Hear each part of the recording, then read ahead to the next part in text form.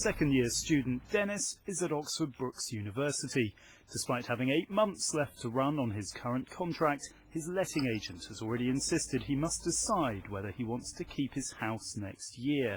What's more, because he's foreign, he must pay the entire £12,000 rent up front.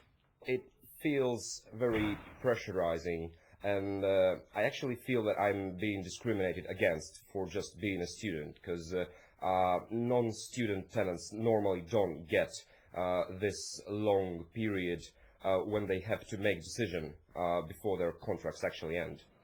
And apparently it's not uncommon. At Brookes there are thousands of students who'll need somewhere to live by next September. But according to the student union, some estate agents are creating a panic to try and get a signature on the dotted line as soon as they can. The students are consistently coming under pressure to rent as early as possible. And particularly, we're getting to try and rent in October, November. Students are often being asked to put down £5,000 or £6,000 per house in deposits and so on. And you know, the letting agents, landlords want to sit on that money. They can collect interest, but it puts students at huge risk. They don't know the people they're renting with particularly well, and most of them haven't had results back from their first semester at that point. College and county deal in student accommodation. They say some agents are increasingly trying to force people to make up their minds, but students, they say, shouldn't feel under pressure. There's really no need to worry. There will be houses after Christmas, and there will be houses over the next 4 or 5 months. There'll be plenty of student stock out there.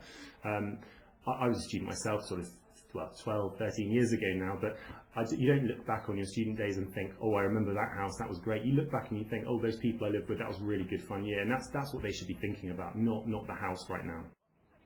Each year when accommodation lists get published, some camp out in the belief the early bird catches the worm.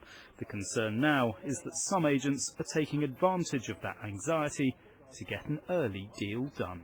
Stuart Sinworth, BBC South Today.